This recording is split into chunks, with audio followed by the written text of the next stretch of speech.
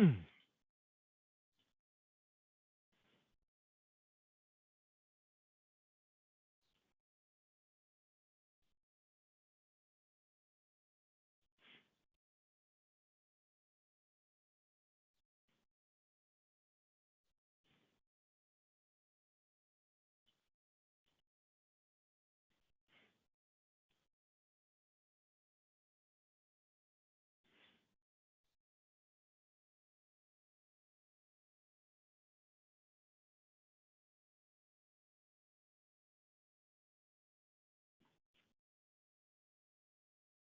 what is happening with AMD?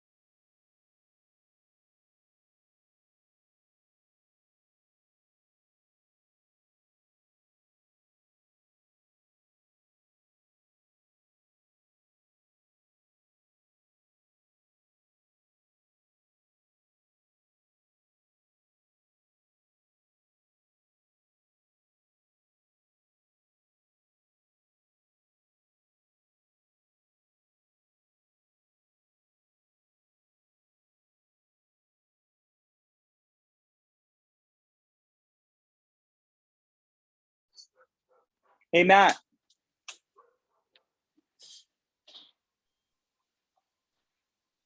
Hey, How you doing? good, good. I'm just I'm gonna walk around today during our interview. Is that okay? Oh, yeah, that's fine. That's Cool. great. I gotta throw on some sunscreen. It's getting hot out here. Geez, where So are how you you at? doing? I'm just at home. That's cool. You just Yeah. been around. Yeah, I'm just gonna spin around a little bit. My legs are sore today, man. I started hitting the gym again recently. Oh, nice. Yeah, that's something I wish I could do, but not really. Because out here is. Uh, I think you might have cut out, Sam. What's going?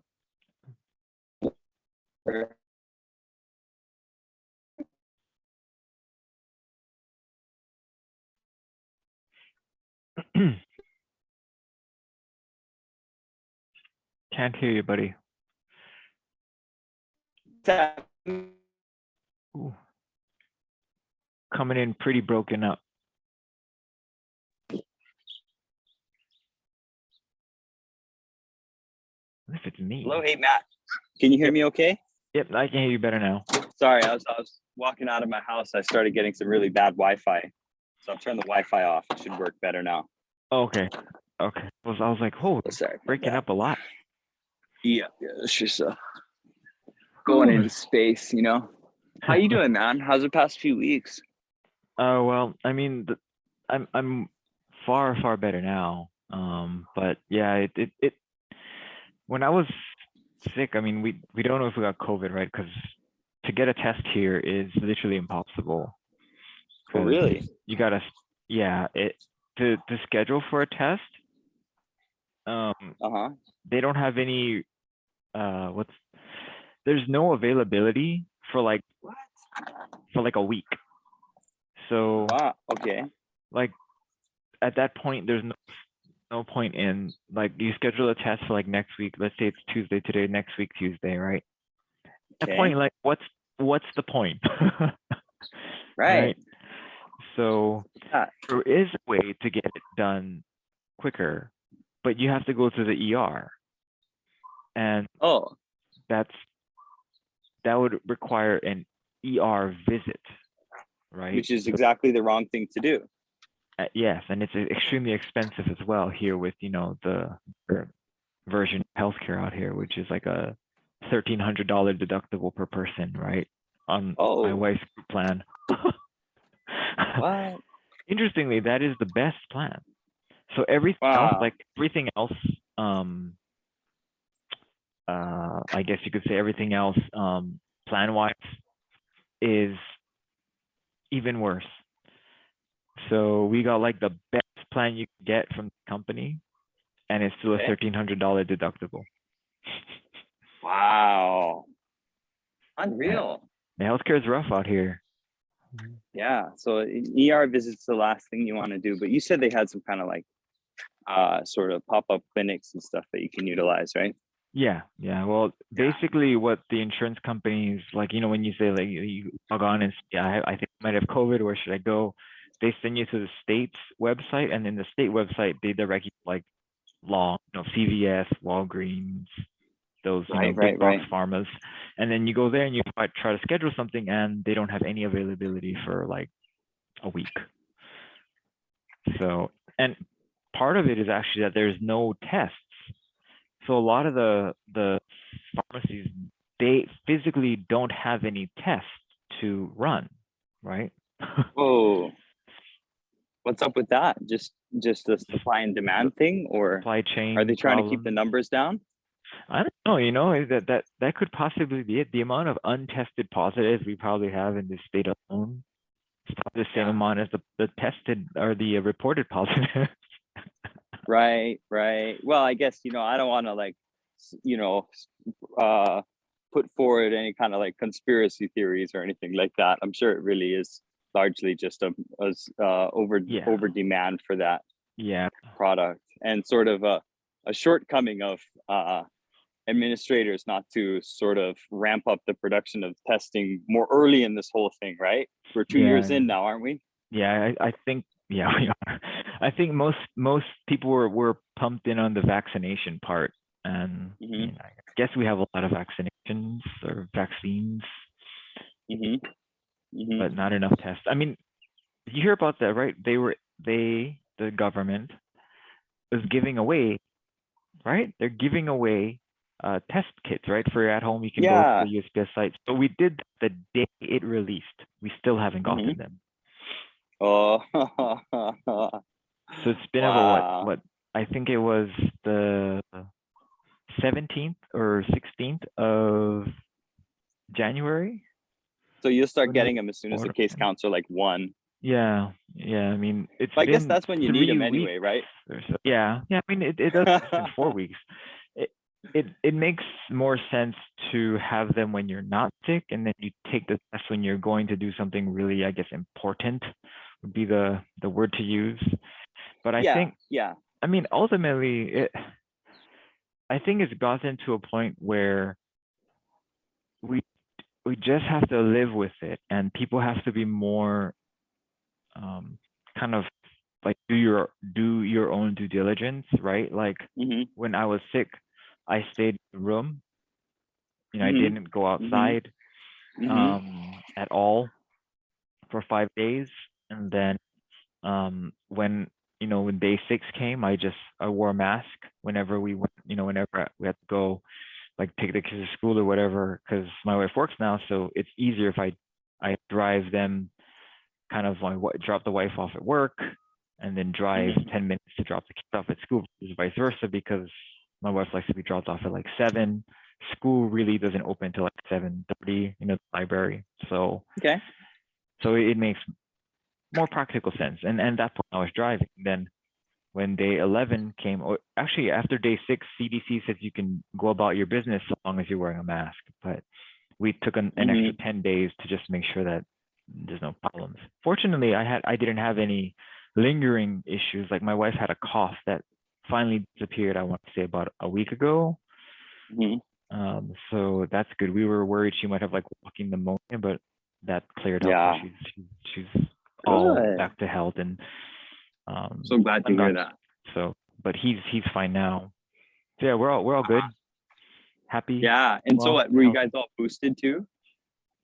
So I was boosted, but the kids were not, and my wife wasn't boosted primarily because um my wife had a reaction the first time she got the second shot. Okay. So we wanted to make sure we had at least a plan medical wise where we would go if she had a reaction. So she was going to wait till she got hired at her current clinic, and then from that point she would get boosted. But now, according to the data, if she actually was COVID positive, which we were pretty sure she was because she had all the symptoms of Omicron, that she wouldn't need to get boosted. And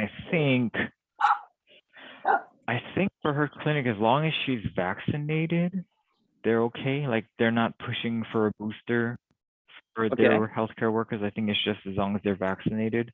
Yeah, I'm not really sure. She hasn't mentioned that, but interestingly, she did have to take the flu shot. That's good though. Yeah, I got the flu shot. I'm down with the flu shot. I'm down with all the shots. I'm one of those weird people that likes to get shots.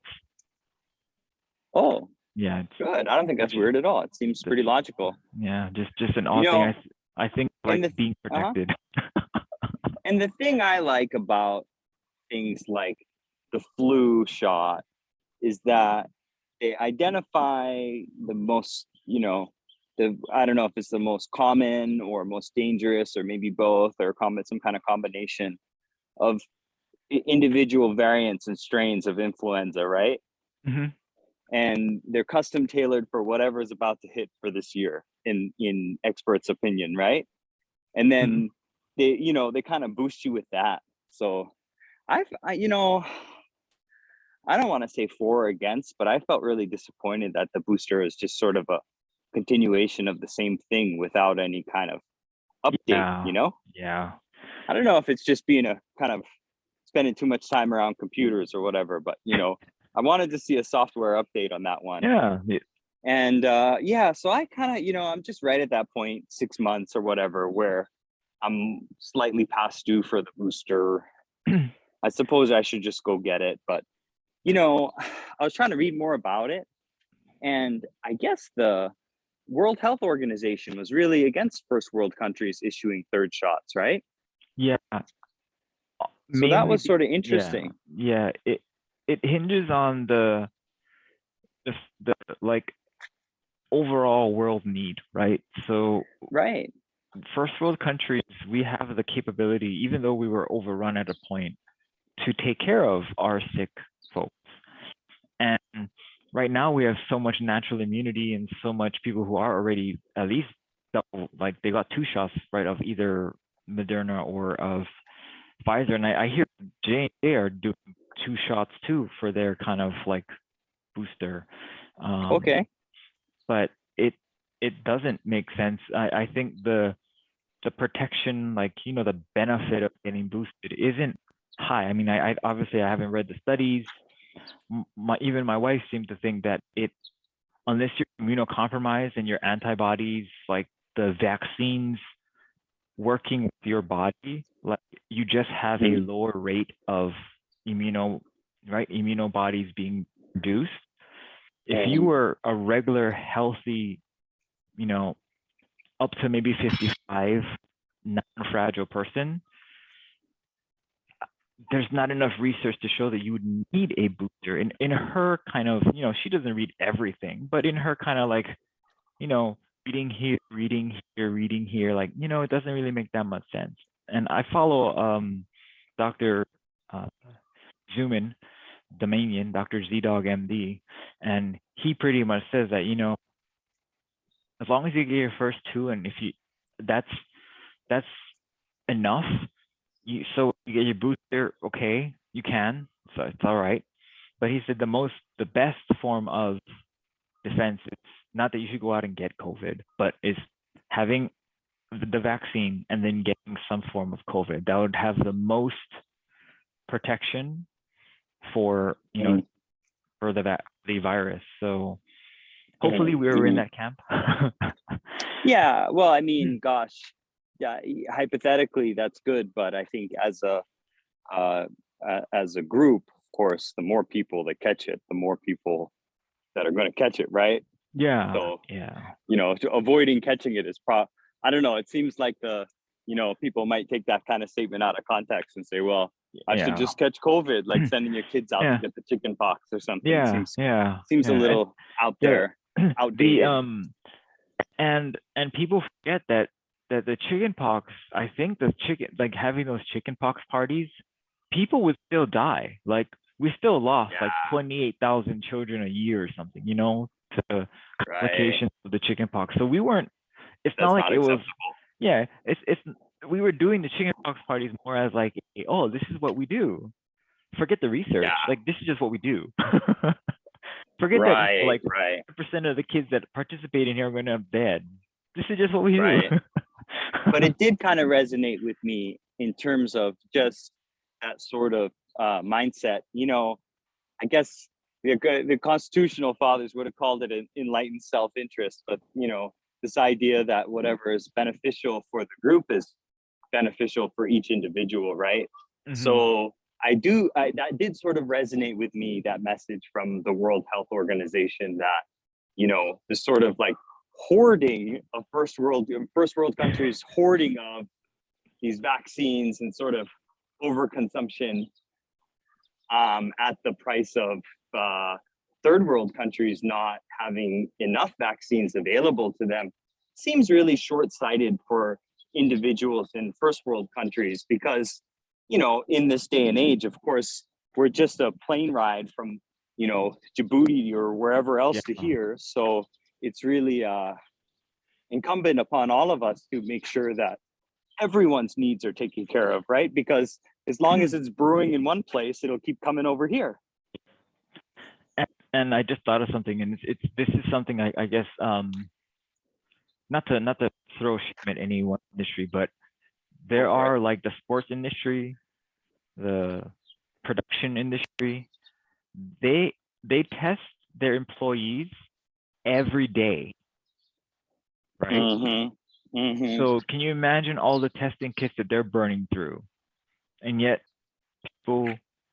citizens of the first world country cannot get a test from the local pharmacies and such that we're supposed to be promised. I don't know. The insurance company said they'll pay for it as long as it's at one of these pharmacies, but they don't have any. They're getting bought up by all the large production companies and sporting events, right?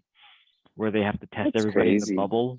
So it's just this divergence, right, of like wealth or supply, and I guess what you can do with money is prevalent even in our own little ecosystem here, which is not surprising, and that it's very apparent when we look at other countries.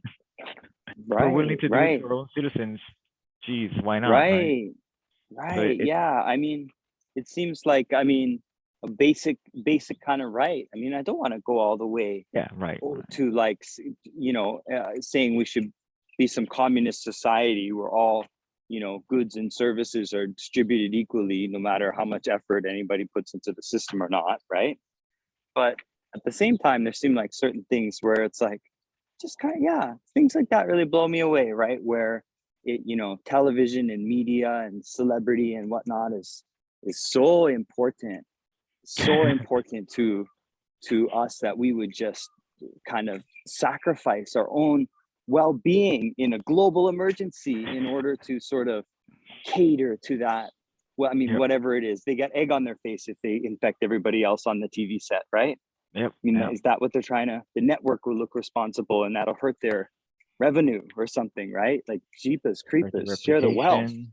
I mean, at the some point. Olympics is on, right? I'm not sure. The Winter Olympics is happening right now in Shanghai. Yeah, well, go figure. And those people are testing every day. Hmm. So they're burning through Right. thousands It's of these absurd. testing kits just so they can have this event. You know what I say? My thought about that though is because, I mean, who can really change these kind of things on their own?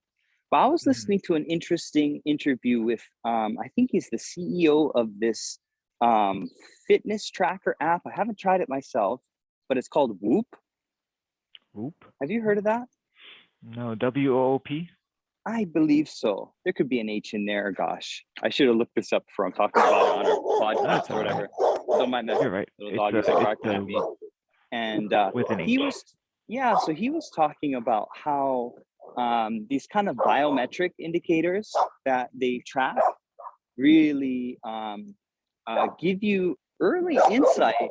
In fact, I think, you know, I'll have to go back and listen to that interview again, but I think that he was saying how it gives you really kind of an early warning of, you know, it's not necessarily coronavirus or not, but that, you know, some there's an infection or something's wrong, right? Your body will give these very small but measurable signals when something's going on, right? And he was telling his own story how he, you know, identified whatever right off the bat. Yeah. Mm-hmm.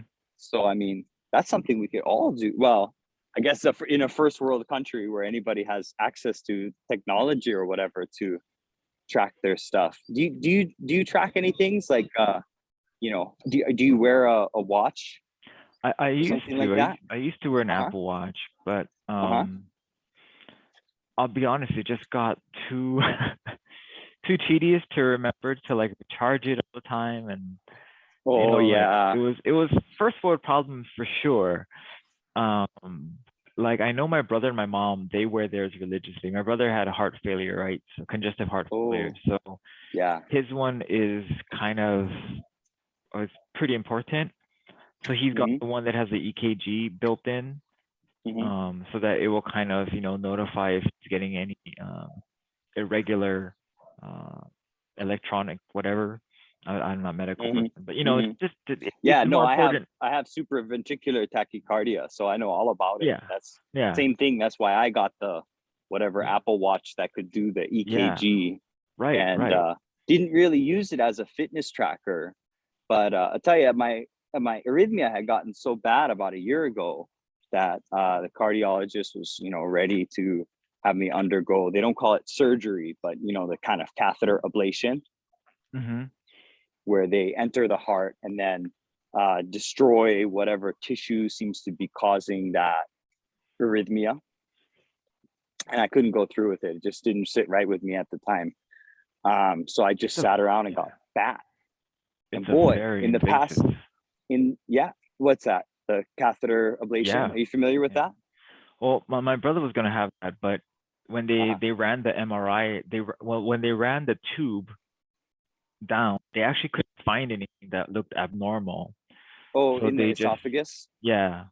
So Uh-huh. they just decided to just do an MRI in like 3 to 6 months to see if there's anything they could see, and then, you know, Okay. get more direct then.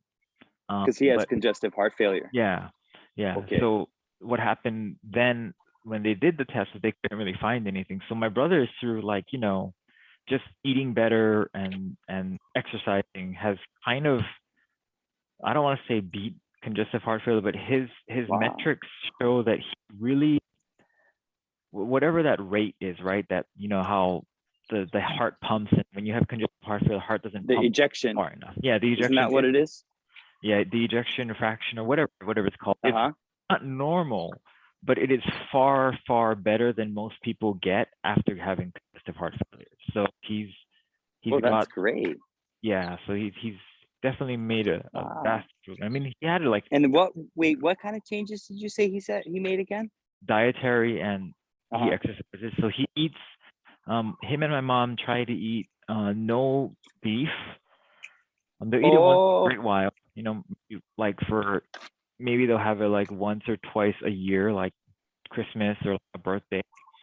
And then Mhm. other than that, they'll eat turkey, chicken, and then if they do the one like the ground meat, they'll either use ground turkey or they'll use that fake meat stuff. They have like Mhm. crumble that's like made of, I don't know, soy products or whatever. And Mhm. they don't put any excess salt on anything, and they don't eat out more than once a Mhm. week. Mhm. And when they eat out, they Well, that's split the great. meal in two. So Oh, that's smart. like they'll before eating, they'll take half the meal out and put it in a container for like tomorrow's lunch or something. Mhm. So that way Mhm. they're not, because if it's all there, like I'll eat it all. The whole plate is there. Mhm. I will eat all of it unless I'm Right. like Right. dying, right? Unless I'm like, oh, I cannot eat anything. But if it's Oh there yeah. and if it's doable, I'll do it. But if I take out half, Mhm. I won't miss it most times. Right. Right. So that's kind of what Yeah. and my brother he runs 15 minutes in the morning and 15 minutes at night on a treadmill he has in his room. So he just runs. Oh, that's great. That sounds super sustainable. Yeah, he doesn't do Yeah. anything crazy. He's not a Uh-huh. crossfitting whatever or marathon running, or he's Well, you definitely not like shouldn't. a Yeah, it's gonna measuring damage his your heart. measuring your food kind of a he just eats Okay. in like reasonable portion. He doesn't try to measure everything out or keep track of calories. He does have to weigh himself every day, just to see if he's retaining water or whatever. Mhm. But Mhm. he titrated off all of his medication except for the metoprolol, which is I think helps the Yeah, I know the um, Mantropolol. That's for tachycardia. yeah, Mhm. he on that still, but he was put to get off the Cinepril and the Sartan, I believe. So Yeah. like complete Yeah. titrated off of all of that. Yeah. Well, that's fantastic. Yeah, I applaud him. I'm trying to follow in their footsteps. Past month, I had enough. I graduated high school at 185, graduated college at 185. Yeah. So like, I think of that as my kind of like normal weight, maybe not like really low. I've been lower, like 158, I think, before I lost weight to there. So anyway, I stepped on the scale January 1st, and I was like, good Lord, I'm over 200 pounds right now, you know? That's that So I that was like, can oh, that can do it. yeah, I was like, well, I gotta, and it got, so when last year, I put on a bunch of weight because I finally said, well, I'm sick of having these heart, at episodes Mm, where my heart goes, sometimes it's up to about 225 beats per minute Jeez. for as long as 45 minutes.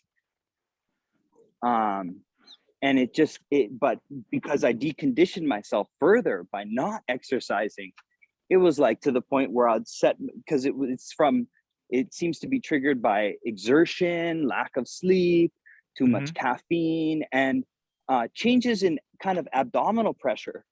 Like I'll get it even just from bending down to tie my shoes, Oh, wow. Yeah, yeah. So I gained a bunch of weight, and then I was like, oh my goodness. So I got into it real, like, just very focused way, right? I got the app.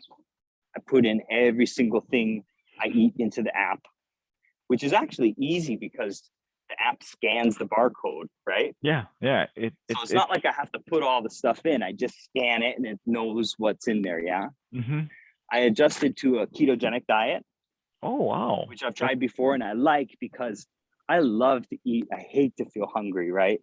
So having a nice amount of, fat in the diet is great. And what I learned this time though, because I had done it before and I read about keto flu. Have you heard of this? I've done ketogenic diets before, but I've never heard of what the keto flu is. So, as your body switches from uh, Mm-hmm. burning carbohydrates and Mm-hmm. glycogen or whatever, what do they call it? Exogenous glycogen, right? Yeah, when you then it right. change So from then glucose metabolism mhm, to keto body's mhm. metabolism, right? Yeah. Right. You get that keto thing going on, and people usually experience a very fast weight loss in the first week or two, and they can experience body aches and other symptoms of dehydration, right? Mhm. Mhm. And that's what I had done before because I had read, oh, keto flu is just part of it. You got to work through it, right? Mhm. But this time, I've been watching a lot of YouTube videos and reading websites and trying to kind of gather more advice, right? Mhm. And should have seen the doctor. They probably have better advice, right? But Maybe anyway, not. Maybe so not. maybe not, right? So what I learned is that when you metabolize um, carbohydrates using insulin, your body requires sodium, right, Mhm. to produce and utilize the insulin. So um, when you stop eating carbohydrates, your body realizes that there's a reduced need for um, electrolytes and specifically sodium, and it flushes your sodium, right? Right, right. So I've been drinking salt water, man. Oh, geez. And but I mean carefully, right? Like Yeah. measured pink Himalayan salt, so it's got these minerals and whatnot. No keto flu, feeling like $1,000,000. Make All sure I right. take plenty of electrolytes and everything like that. Not doing this kind of like, oh, keto diet is bacon and eggs kind of thing, but like carefully choosing like medium chain triglyceride, coconut oil, kind of that along those lines kind of things, collagen proteins. And so in the first month, I went very high fat, and then I'm shaving down the fat and adding in more protein. That makes sense. So that's my strategy. Yeah. And then I do these walks about 6 miles a day, Wow. and then hit the gym for just one muscle group, right? Like back or buys and chest and tries or something. Just one pair like that. Legs on one day, shoulders on one day, and just let it rest the whole week and come back and hit it again. So That's I've good. been super into it. Yeah, it's my New Year's resolution. So That's good. I was at 200. Now I'm at 183. Wow. January 1st till Below now, the college weight. below the college weight by 2 pounds. That's good. Yeah. Oh, So that's when I did keto, I did it to lose weight obviously, but I just dealt with the problems.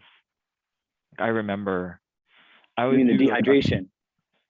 I drank probably like 3 gallons of water a day when I was Oh, doing the ketogenic you lost diet. a lot of weight really quick then. Oh yeah, like I would drop like 15 pounds in like a week. Um, Oh, but I mean, I did you was feel much bad after heavier. that? Oh yeah, you feel you Yeah. just I mean, I was doing it with lifting, like like Right. trying to get stronger. So when you lose Yeah. 15 pounds, like your levers, like when you have like when you're squatting, when you're deadlifting, when you're benching, all those numbers Hmm. decrease like not on a one-to-one basis, right? I lose 15 pounds, my squat goes down by like 15%, you know? Oh, really? Yeah. So I mean, Mm.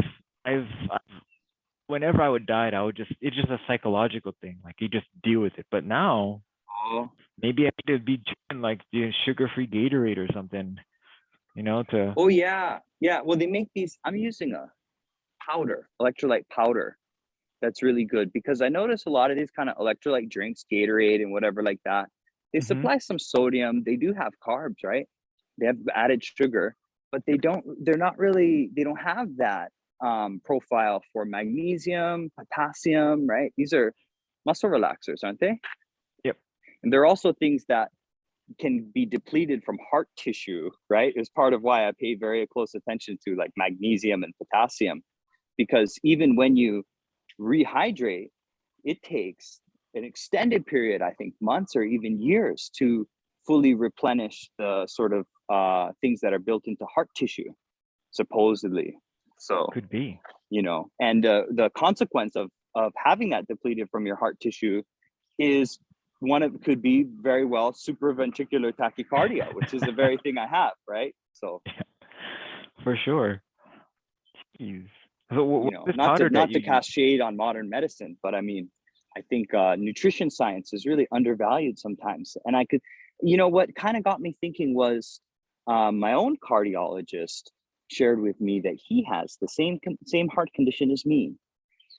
And I said, well, are you going to get the ablation, or did you get the ablation? I asked him.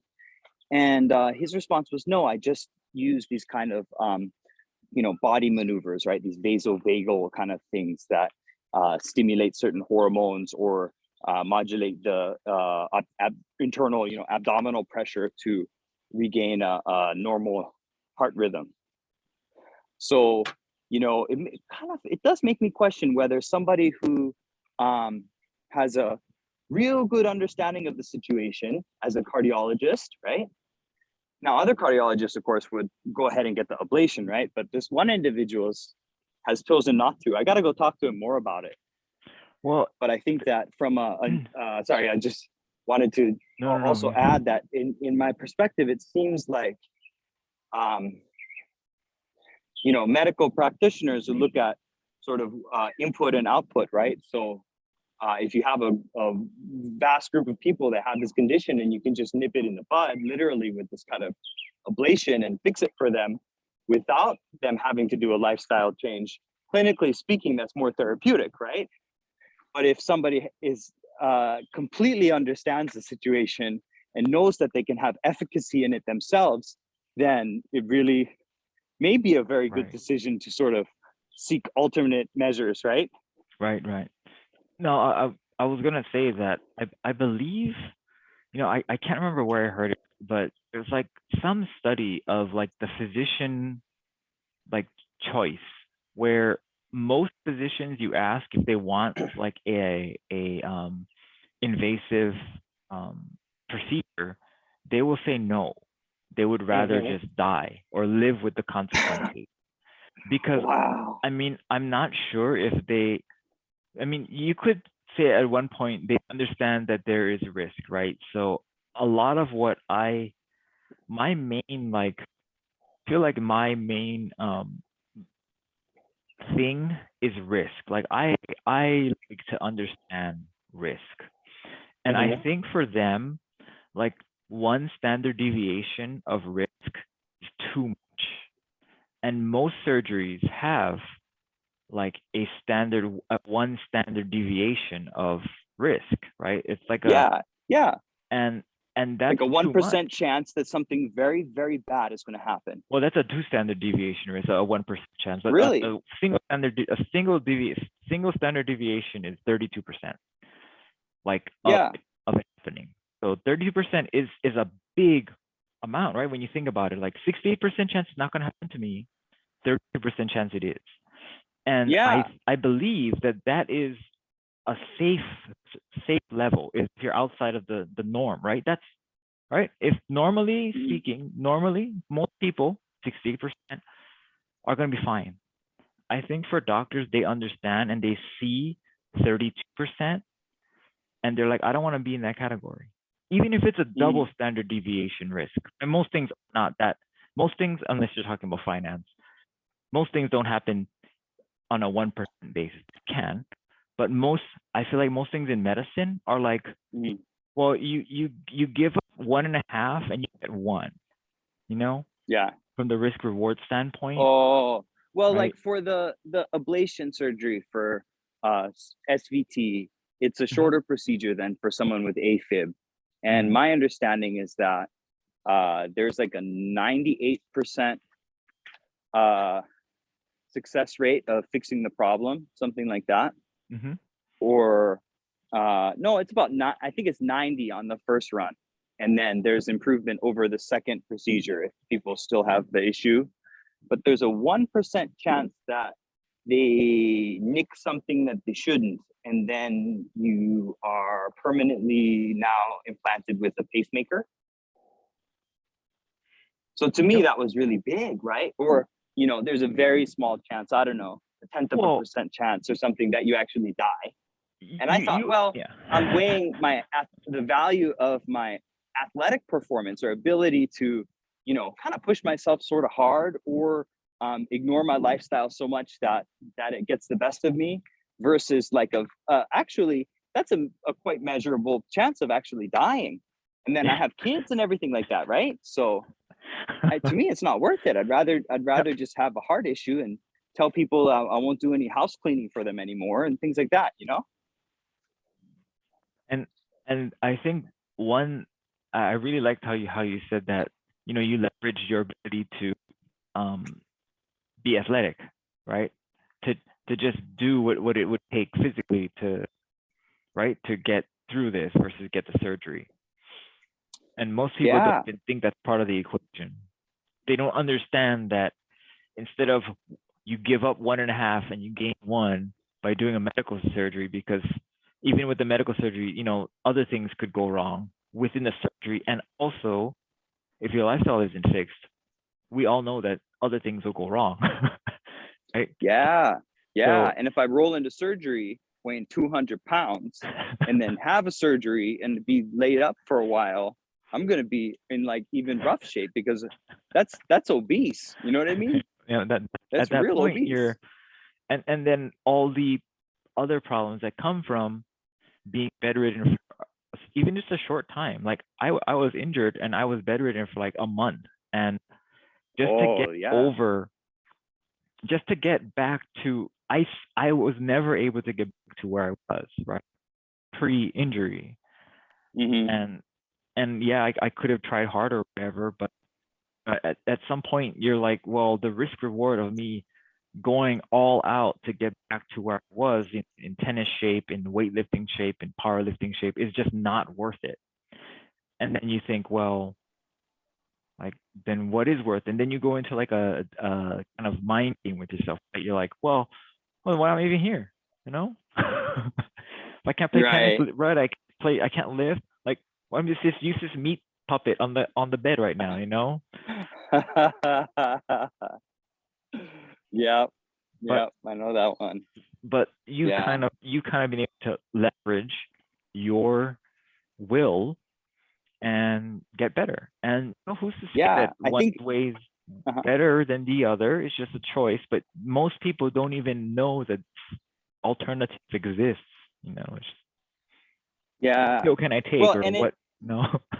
like in my 20s, I did a bunch of jobs, like you know whatever I could do. I'd take on whatever kind of job I could just get, and just work, just to work, and feel like I'm doing stuff or whatever, right? Hmm. Make a little Hmm. money to buy the things I need, kind of thing. Like, Right. dishwasher, yard, being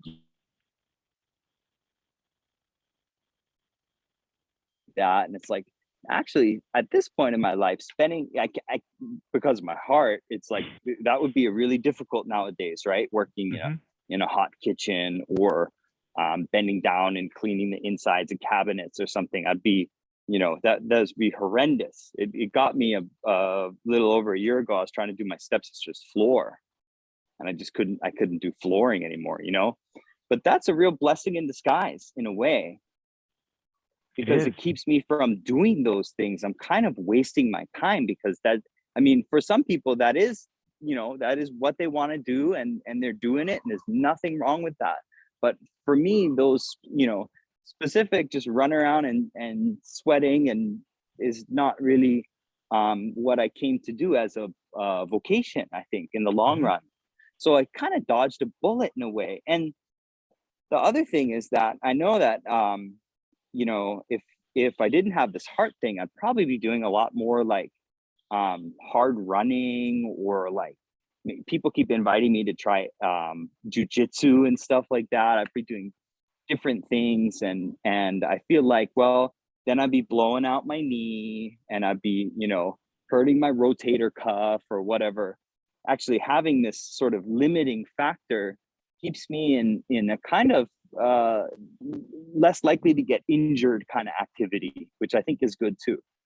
Oh yeah. No, Yeah. that's one of the things I think that like, for example, when my brother had his kind of ailment, you know, it kind of makes you a lot more risk averse, or at least gives you a better metric, a more personal metric on how you need to approach your training. So you become more involved in it because you have to. You can't just be like, I'm gonna go and get this guy's training online because it looks like he's in shape, he knows what he's doing, I'm just gonna follow him. You know, you have to be like, okay, I have these things. It allows you to be more structured. And one of the main problems I always say, and whenever I help clients, is that we have too many choices. So if you have a situation where you're given only 3 choices, you will pick one. But if you're given a circumstance where you have 1,000 choices, you will never pick anything. And case in point, you have to kind of really be selective on what you're doing now. And now after, you know, medical problems and living life, you have a very finite amount of priorities.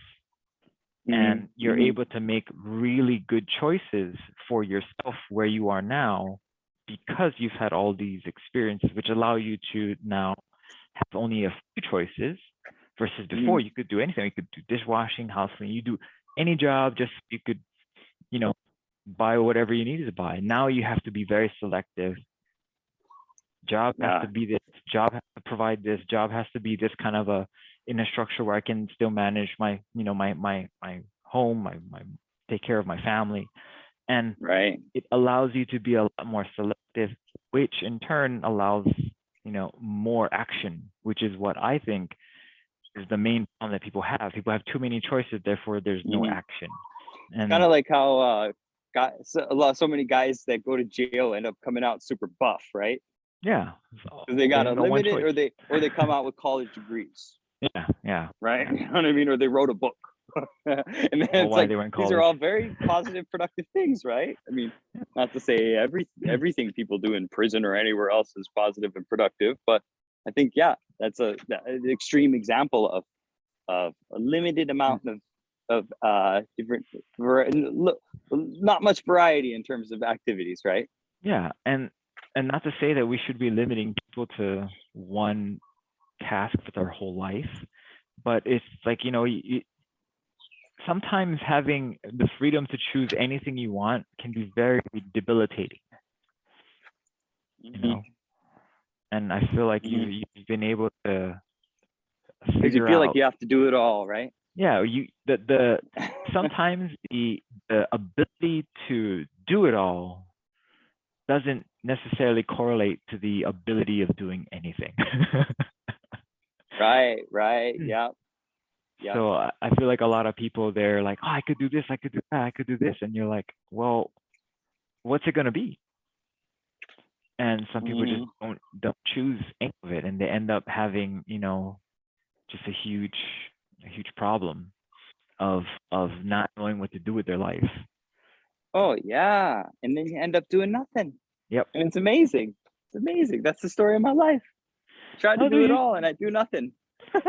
and that's why you're in a good place now, because you know that, and you're still young. I mean, like you know. Yeah. Go ahead. Oh no, I was just gonna say one of the trading shows I watched, there's these 2 guys. They're probably closer to your age. They're in their early 30s, I believe. And they said that you know, they were all pissed off because they trade publicly and they lost a lot of money on Peloton. They carried a long position going down, you know, from like $70 to like 22. And then right as the news came out that Peloton was going to stop producing, it tanked some more and they sold out. And then we had the news about Peloton potentially being acquired by a, you know, large company, and the stock rallies up, right? And he's like, I got killed on the way down, and now I look at it, and if I just held for one more day, I would be almost break even for my position. And then the other host was like, well, you know, dude, you got like so much life left that I don't know why we would think that we should have made it already, even though you look back and we could have made it. You know, we could have made millions of dollars. We're still young. So don't worry about it. You know more now, and definitely gonna do more now that you know what you know. Yeah, yeah, and probably when you reach a certain age, I was born on Cape Cod, Massachusetts, and that place, other than a couple months out of the year where younger people come there for vacation, it's almost always older, senior folks, retired, and I I so I like to think I have a little bit of insight into what my mindset will be when I'm up there and senior myself, and I don't know if I'm, as long as my needs are provided for and I have meaningful and fulfilling relationships in my life, I really don't think I'm gonna give a rip about how many million I got in the bank. I mean, I might. That'd be really meaningful to be able to pass on some wealth to, the future generations, right? Um, Hmm. but I don't know if that's going to be the real core thing that's going to give me that greatest sense of value when I'm at the dusk. I don't know. What do you think? Well, I mean, I could go on and tell you about the studies about how, like, when people inherit stuff, they end up like just splurging it and going back into like not good conditions. But I think that, and I told my wife this, I said, if I don't think we should look to give like the kids anything when we die. Oh, We Warren should Buffett over here. we should look to give them something now. Like, Yeah, so the college, right? We're paying for their college. Well, my wife's paying for their college pretty much. So, I mean, that's that's what we'll give them, and then that's enough. Like, our duty or our kind of passing on of money to them, that's it. Because if they think something is coming, then they might not do anything. They might just be like, mm, well, mom and dad are rich, or mom and dad have means. I'll just live off of that, and when they die, I'll inherit a whole bunch of money. You know? yeah. No, it's not Warren Buffett. Who's the billionaire who's not giving any money to his Yeah, kids? that's him. Or is it all Warren. of them? Is it all of them? Aren't I they in it think, together or something? yeah, I think Warren Buffett isn't giving any money to his kids unless they, like, I think I forget if he was paying for their college, or if he wasn't even paying for their college, or if he would buy them like a car or something if they graduated college. I mean, it was really small. Like, the amount of money he has, like, it was nothing. Like, they're getting nothing. Like enough Pretty to much. make sure that their basic needs are met, but not enough that they could sort of just live these Yeah. outlandish sort of, I don't want to say sinful because it's not the right context, but I think Yeah. overly indulgent to the Yeah. point of not actually being enjoyable, right? Yeah. Like, it's not going to pay for life experiences. It's going to just pay for life. Yeah. Like, um, I don't know if you want to kind of end here, and then I'll give you some ideas for, we can start on an idea for next week. But have you heard Okay. of, I think his name is Don Hoffman. He has this No, I've only heard of idea. Dustin Hoffman. Oh, so this he's a scientist, and Okay. he's a mathematician and a AI kind of a developer, and he has a theory which he intends to prove via mathematical equations. I have no idea how this goes, and this is not the conversation I'm going to. But here's what I want to kind of talk about. His idea is that we are living in a virtual reality world, right? Okay. Where our evolution has been based off of needs versus what's actually happening. So I'll give you an example. I have learned that if I need to eat an apple that's a mile away, it's going to take more energy than if I were to eat an apple that is 100 feet away. Therefore, I will probably go for the apple that's 100 feet away, right? But Okay. between me and the apple, the only thing that my senses will pick up are things that are either going to be a deterrent or a stimulant, right? Something that's going to Okay. Pain deter or me from pleasure. getting it, right? Or push it away. But we've evolved so much that we don't even know what's going on. Like, our brain, mind, everything has filter out everything that is the truth. Hmm. And You mean through other that- than pleasure and other than the deterrence and rewards? and or- yeah, and he calls them fitness rewards. Like our body needs these kinds of fitness rewards to just evolve, and those who are fitter will pass on their genes, and therefore those who are more, I guess, in my kind of ideas, like those who are more primitive will provide, because they'll have more children, because they're more geared towards their, procreation and potentially getting more things, right? Because that's their prerogative, right? If you're a super intellect, you might not connect with anybody, and then you'll die off, and your genes will die right there. Okay. But he's also saying that while that is how we evolved mathematically, because if we were conscious, and if we knew other things out there, then we would die, Mhm. because that the sensory overload plus the unnecessary input would put us at an evolutionary downfall, or we would be disadvantaged in the evolutionary scheme of things. So those people who So could, the idea is that there's too much to process and you need to filter things out. correct. Okay. But that's from a physical standpoint. What he believes is what we are is a makeup of what he calls conscious agents. And so while you and I are here, we're talking through this thing, right? This Zoom call. I have a small portal into your conscious agent, the consciousness that you are, and you have a small input or small portal into see what my consciousness is. But what I see you wearing a blue shirt with AirPods is not what is real. It is just a way that our brain eyes renders. So if you can imagine back into like an example, we're talking on Zoom, but if I had to figure out or look at this screen from its bits, electrons, electronics, hardware, I would never be able to see you, right? Right. Zeros and ones. Zeros and ones, not even zeros and ones at this point. It would be just like Electrical circuitry. signals. Yeah. Right. That's how we're Right. living. We're seeing only what our user interface is rendering for us to see, but what's actually happening is all these other things. Now, Right. that's from a science point of view.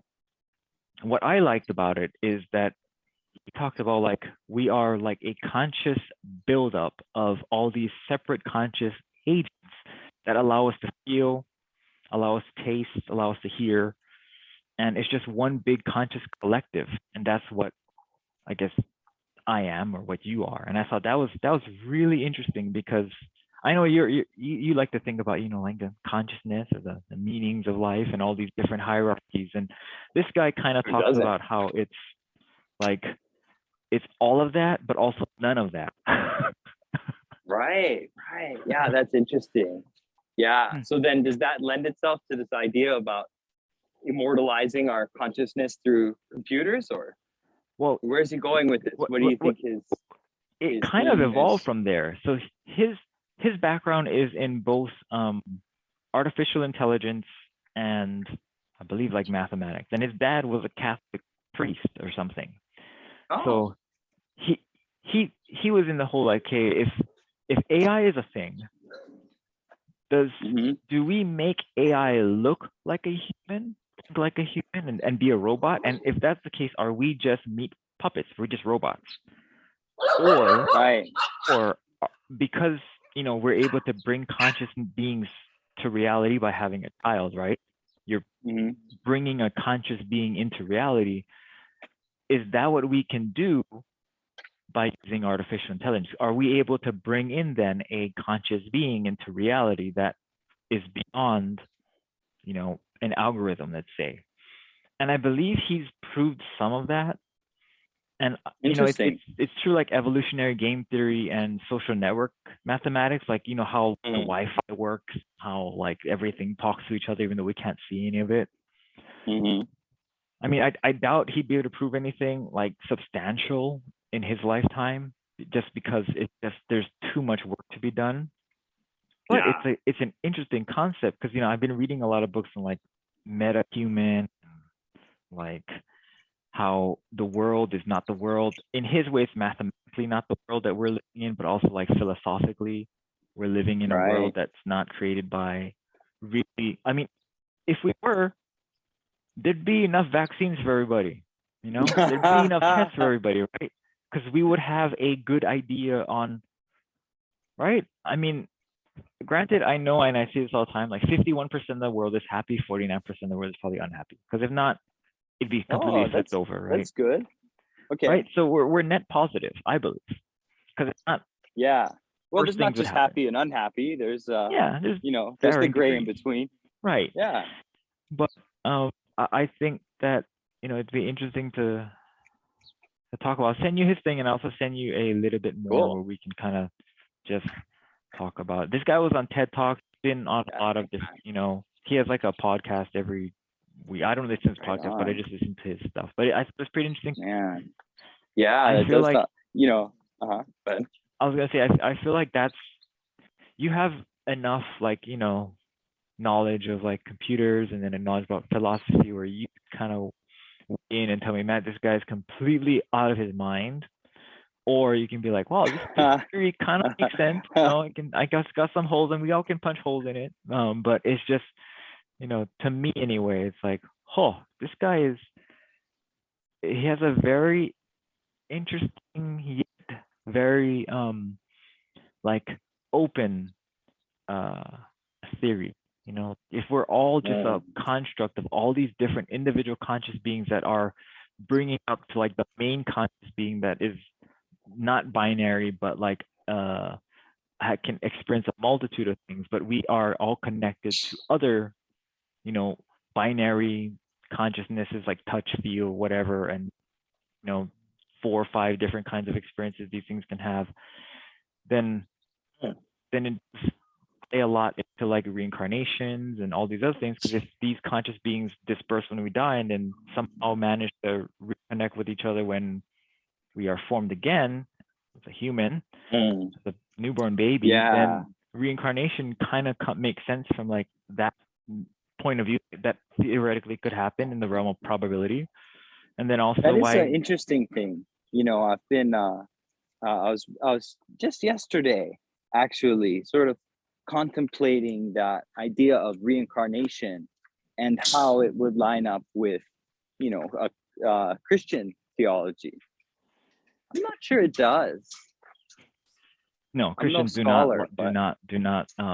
believe in reincarnation. I'll tell you that. Generally, there's something. Your identity is tied with your body, right? That was formed from the earth and will be risen again when he comes in glory or something, right? When he takes us all to heaven in the end of the end times, pretty much, which is why a lot of Catholics and Christians believe they can be buried facing north or something, because that's where Jesus is supposed to come from. Was it east? Or it could be east. I don't know. I don't know. While I do identify as a Christian as someone who has gone to church and was baptized as a Catholic, I am not a literal Christian. I believe that potentially there is a being, could be a supreme consciousness, or could be a figure. There is something that is definitely making things, or at least somehow began things. But I don't believe that it's someone who would come on a horse through the blinding lights of the sky and raise all of our bodies from the earth. I mean, if it was the case, I don't think the placement of my corpse would matter at that point. It's so powerful that I would think that, what happens if there's an earthquake, whatever, the land split and my body is somehow in the earth's core, I would fear he would have no problem with just, be like, it's okay, man. Right. You believe, we'll pull you out of there, like, no problem. Like, don't worry about what you were wearing. Exactly. Yeah. Well, you're probably of the majority not to be a literalist, right? There are still literalists out there. Yeah, and the funny thing is how sort of some of this very, the literalism gets sort of, it's reapplied at a later date, and then it's sort of like starkly untrue, right? Like, Mhm. who wrote the books of the Bible, right? And if you ask the real scholars or whatever, they'll clearly tell you that, it wasn't, Peter that wrote First Peter and whatnot. This was kind of traditions, right, that Mhm. brewed these things. And but somehow, yeah, people get real caught up on a sort of uneducated literal interpretation of things too. But I think in light of what we were just talking about previously with this life as a simulation or whatever like that, it's sort of, it almost, there's this a sense that I get about these, like you're saying, come riding back in the white horse and everything. Well, that's not what really is going to happen, but at the same time, is what's happening around me actually happening too, right? Yeah. You know? So what interesting you use the term literal because he uses the term literal as well. Um, so imagine your desktop, right? If you're your desktop and you throw something away, it's gone, right? It's gone, literally gone. Figuratively, in the user interface, it's gone. Mm-hmm.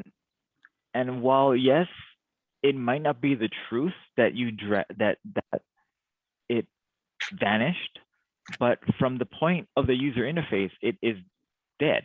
So while erasing something, dragging something to your recycle bin will ultimately destroy it, that's the same thing for us. If we were to literally jump in front of a train, we would die. And that's simply because our evolutionary process has made it so that whatever is actually happening, I mean, it could be the train, the train could physically be there, made up of physical materials that could hurt our physical body. It would kill us. Right. And that's the literal interpretation of the world that we live in. But in actuality, the truth of the world is not that. It may be, but he's trying to prove that what we see is not the truth, it's just what we interpret. And it's kind of like the same thing with the Bible, right? So people believe that the Bible is the truth, right? That's what they call it, the word. True, the word is true. And it may not be the literal truth. It might be an interpretation or a filter through of what we need to understand so that we can live our life. And Right. that's not the truth. That's just a way for us to live our life based on some predetermined evolutionary, right, socially governed kind of a now going back all the way to the doing what's right for everybody. Maybe that's why we're still here, is because we can't see the truth. Mm. Why our And species 10 people can read the same words and the same language at the same time and have 10 different opinions about what it means, right? exactly, and that's Yeah. But that's and the beauty of it too, right? that is, and that's what That's the makes it freedom. so interesting, I guess. And the thing that and the reason why I tend to gravitate to this guy's kind of thinking at this moment anyway, he could be completely wrong and completely insane. But if we are able to build this kind of an awareness of a conscious awareness, imagine what he says is the kinds of things we'd be able to hack, right? So not that we'd be able to like make things like make us fly or whatever, in terms of like medicine, we would be able to maybe potentially, instead of going in and doing some kind of ablation, maybe it's simply doing what you're doing, right? The right Yeah. level of exercise, this, all these different kind of fitness kind of reward metrics that will mathematically create a better physical outcome for the user interface, right? So it's kind of like how he said Right. that if you're playing a video game, you don't know anything what's going on right behind the code or whatever computer. But if you do know, and you can insert a line of code that would give you a cheat code, so you can Oh, hack yep. the game. Then Yep. I remember those things yeah, in the old NES or whatever. right. You'd plug your game into that cartridge, and then you plug that cartridge into the game Right. console. So I remember that. So imagine if you knew mathematically what you needed to do for your body to be able to get optimal health, right? Mathematically, not just what we think based on like the physical manipulation of our body using the tools we have, but if we had more tools, right? And he said this understanding or finding out the truth, we may be able to explore that way. And then again, this is like probably 3 centuries away in the future. None of us might be able to do this, but it's a good thought experiment to kind of figure out, because we've kind of hit our max, right? When it comes to medicine, like a lot of the drugs that are coming out are just inventions. Wow, that's not that's not good news. I didn't know that. Yeah, we've kind of hit a wall though. with modern medicine. You know, I mean, there's not much we can do. You know, we've already have bionics. We already have like pacemakers. We already have artificial lungs. I mean, we're running out of innovation, I guess you could say. So, I mean, this might be something interesting. I'll send you the video. You go take a look. Yeah, cool. All right. Down the rabbit hole. But yeah. Well, cool. I'm looking forward to next week. Sounds good, Sam. I'll be posting this soon. All right, Matt. Thanks a lot. Thank you. Yeah, I'll talk to you later. Bye. Bye-bye.